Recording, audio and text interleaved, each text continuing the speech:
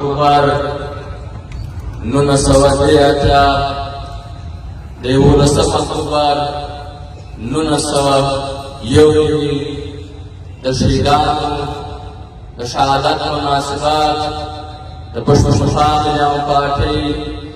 تر کارما بیرغ لاندې د دې جلسې قدرمن صدر د پښتونخوا مليان پارټۍ محبوب چیرمن ملي مشر محترم محمود خان اڅکزي پر سټیج باندې ناست د پارټۍ مرکزي او صوبایي مشران په دې تالار کې ناست د پارټۍ ډېر قدرمن سپین ږیري علاقایي پارټیانې ابتدایي مټان او د ګټو شاعرانو ستاسو ټولو په اجازه عزیزانو نن د شهیدانو د دې ورځ په مناسبت زه د پارټۍ له طرفه د مشر له طرفه او ستاسو ټولو له طرفه د دې شهیدانو ته د حقیقت ګلونه وړاندې کوم او پس له دې دا وګورو چې کومه مبارزه کوم د دوی ارمانونو دا به وسر ته رسوي عزیزانو د پښتونخوا مليان پارټۍ تاریخ د شهیدانو ډک دی که موږ د سرک سالار خان شهید عبدالصمد خان اڅکزي بیا د هغې بعد د توبې شهیدان د ګلستان شهیدان د 9 اکتوبر شهیدان د 11 اکتوبر شهیدان بیا دغسې د پښتون آباد شهیدان په آخر کې د عثمان خان شهید شهادت که موږ راواخلو دغسې معلومه او نامعلومه بیخي ډېر شهادتونه پاټي وکړي عزیزانو د دې شهیدانو کم هغه قومي ارمانونو کم هغه وطني ارمانونو هغه ارمانونه چې نن هم پښتونخوا مليان پارټۍ د دې ارمانونو د پوره کېدو دپاره خپله مبارزه کوي او په دې ملک کې خپل سیاسي جدوجہد ته دوام ورکړی دی عزیزانو پښتونخوا مليان پارټۍ په ملک پاکستان کې د ژبو او د کلتور په بنیاد باندې چې په دې ملک کې کوم قانون آباد دي چې په هغه پښتون بلوچ سندهی سرایکۍ او پنجابی چې په خپلو خاورو باندې آباد دي د دوی دپاره حقیقي یونټونه چې هغه د صوبې په شکل کې هغه غواړي عزیزانو پښتونخوا مليان پارټۍ د دې قانونو د دې ثبوتي د دوی تعلیمي او سرکاري ژبه خپل کامل ژبه غواړي د دوی سیاسي معاشي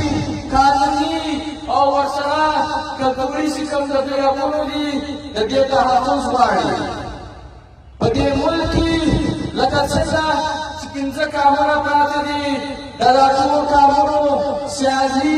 او د دوی برابري د نورو قانونو سره عزیزانو پښتونخوا مليان پارټۍ یو جمهوري سیاسي پارلماني پارټۍ ده چې هغه په دې ملک کې د جمهوریت د حقیقي جمهوریت پوښتنه کوي چې په هغه کې پارلمنټ بالادست دی پارلمنټ ته طاقت سرچشمه وي د آئین او قانون حکمراني دلته میډیا ازادي دلته د اسټیبلیشمنټ باندې عدلیه کې هیڅ قسم مداخلت نه وي ورسره فوج او انټلیجنس ادارې باید چې په سیاسي عمل کې مداخلت بند کړي عزیزانو پښتونخوا مليان پارټۍ د ګران افغانستان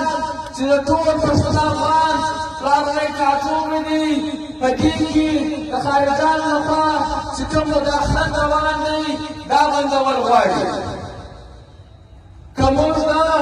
چنګیز خبره وکړو یا د مغلو یا د فرنګیانو او بیا د هغې بعد دا پنجابي استعمار او د پنجابي ریاست چې کوم مداخلات په افغانستان کې روان دي و دې ته د پای ټکېدل غواړي. عزیزانو افغانانو په خپل زرونو کال تاریخ کې د هر قسم مداخلات په ډېره مړانه باندې په ډېر غیرت باندې د دې مقابله یې کړې ده.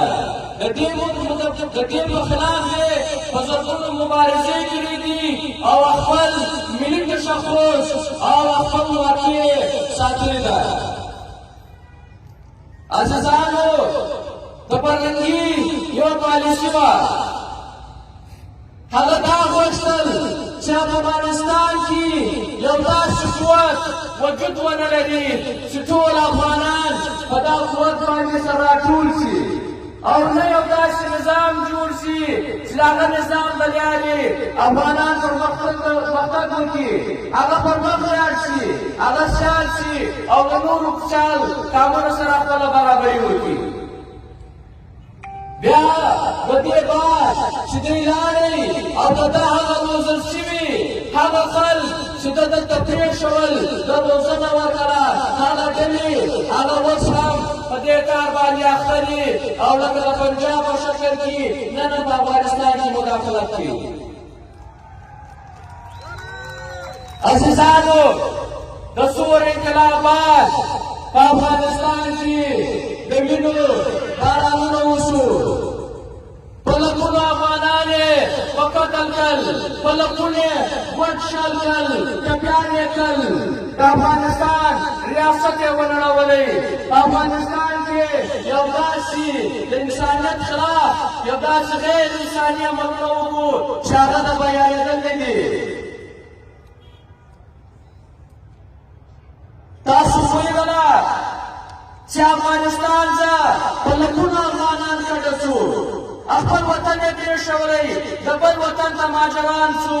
دلته زموږ د دې وطن کې دلته د کرښې تر خوا باندې په لکونو افغانان دلته رالو، دلته یې خپل ځان لپاره کورونه جوړ کړو، ځان لپاره یو ژوند شروع کول غوښتی. خو دا موږ ټول د دې ګواهیان یو،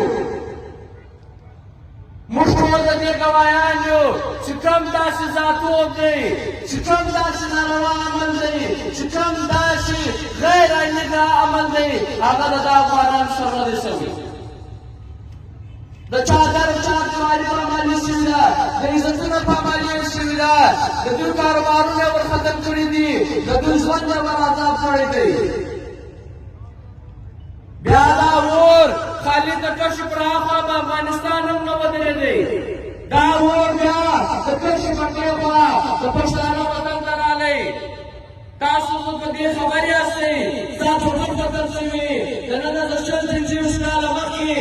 دلته د دنیا جان هغه دهشتګردان چې په دنیا کې ټول وو، هغه دهشتګرده قوتونه هغه یې راوړل په پښتانه وطن کې، په سوات کې، په فاټا کې دا یې دلته آباد کړل. دلته د عالمي دهشتګردانو اډې یې جوړې کړې، ټرېننګونه یې ورکړل، پیسې یې ورکړې او دا حملې بیا په پښتانه شروع کړې. کم و بیش دا سرکاري اعداد و شمار دي چې 80,000 خلک په دې کې شهیدان شوي دي، زموږ نه تر ډېر زیات دي. دا 80,000 په خلکو کې تر 15,000 پښتانه وو. دوی وایي چې د 100 اربه ډالره زیات تاوانونه شوي دي، خو موږ ونه ولیدو چې دا تاوان ده د نورو صوبو شوی، دا تاوان د نورو قومونو شوی، دا تاوان یوازې د پښتون افغان شوی دی. دې ملک چې د افغانانو سره کم زیات حقونه وکړل، د افغان پر سر باندې دلته پیسې واخیستلې. تا ته د دنیا ملکونه د افغان مهاجرین په مد کې پارکونه ډالرونه درکړل او تا دا وکړل چې تا د دې خوا ته افغانستان ته یو خوا ته د دهشتګرد لږل او بله خوا ته د دې دهشتګرد په خلاف باندې د ناټو او امریکن فوجونه دا دلته لارې ورکړې وې. تا یو خوا باندې هم پښتانه وژل، په بله خوا باندې هم پښتانه وژل. نن بیا لګیا دي پښتانه وطن په افغانستان کې سیمه داخله کړي بیا لګیا دي دې پښتنې سیمې ته دهشتګردان راولي دلته په دې ملک کې مارشالاوې راغلي دي په غیر عادي طریقه باندې دلته حکومتونه نیولي دي د دې خلاف پښتونخوا ملي پارټۍ خپل جدوجہد کړی دی د دې خلاف د دې ملک نور جمهوري حکومتونه هم راپورته شوي دي خو د بده برخه په افغانستان کې یو کال مخکې داسې ډلې راپورته شوې د بیروني مداخلت باندې د دې پنجابي ریاست په ملګرتیا باندې د افغان سټیټ ونړولی که حکومت نیولی وه یا به هم موږ یو لاره ورسره وړې وه که پر زور باندې د هغو خپلوان حکومت یې کړی وه هم به پښتانه ګزاره ورسره کړې وه دا د افغان ته ښه خوش ونیوئ تا سټیټ ونړولی تا د ریاستي ادارې ونړولې تا ملي بیرغ د دې ختم کړي تا ملي سرود تا راواخیستل افغانان د خپل وطن نه کډه کړي تا ټول ملک و پنجابیانو ته او نور خارجیانو ته حواله کړي تا د دې څوم ادارې وې که فوج و که پولیس و که دې غرنه د شناختي کارت ادارې وې که تعلیمي ادارې وې که عدالتي نظام و که پارلمان و دا هر څه له منځه یوړه نن پاکستان بیا لګیا دی بیا دلته ترهګر راولي تاسو به وینئ چې په سوات کې په بونیر کې په باجوړ کې په خیبر کې په ملوند کې دغسې په پنو کې او په وزیرستان کې دهشتګردان راولي دا دهشتګردي یوازې د یو پارټي خلاف نه ده دا یوازې د یو تحریک خلاف نه ده دا د یو قام خلاف د یو قبیل خلاف نه ده دا د یو سیمې خلاف نه ده دا د ټول پښتون افغان خلاف ده نو په دې باندې پکار دی چې موږ سر خلاص کړو په دې باندې پکار دی چې پښتانه او پښتانه چې کوم د دې قوتونه دي هغه نماینده قوتونه پاټیانې اتلونه هغه باید چې لاس سره ورکړي دا د دې ځای نه زموږ ملا خلاص دی نه سیاسي خلاص دی نه وکیل نه ډاکټر نه د ډیپارټمنټر نه ټیچران هر څوک په دې دهشتګردۍ کې په دې ښکار کوي زه یوه خبره کوم په داسې حالاتو کې د نیشنل ایجنډې ضرورت دی لکه څنګه چې شهید عثمان خان کاکړ به ویلې چې پښتانه ته یوه نیشنل ایجنډه پکار ده چې بیا هم سیاست بسره کوو د یو بل خلاف یو ښه عملي سیاست بسره کوو د پالیسي په بنیاد باندې چې په کوم ځای باندې د پښتانه کم خبره راشي هلته به ټول پښتانه که هغه د هر څه خیلی دي که هغه د هره پاټۍ دي که د هغه د هر یو سیاسي قوت سره تعلق لري دا به سره یو کړي او د دې لپاره پښتونخوا ملي پارټۍ په بنو کې په 11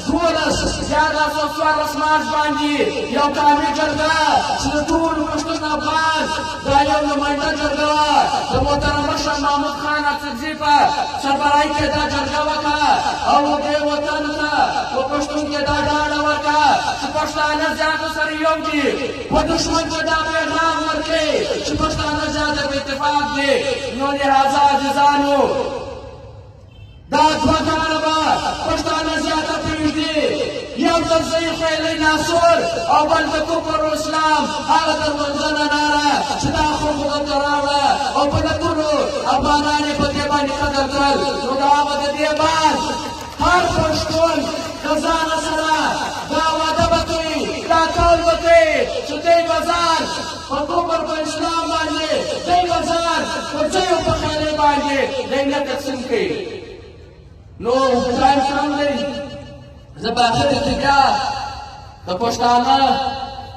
یا د پښتونخوا ملي پارټۍ بالخصوص و ټولو شهیدانو ته د خانې شهید عبدالصمد خان اڅکزي رانیولي بیا زموږ تر اخري شهید ملي شهید عثمان خان کاکړ پورې او د 9 اکتوبر او د 11 اکتوبر شهیدانو ته د عقیدت درود وړاندې کوم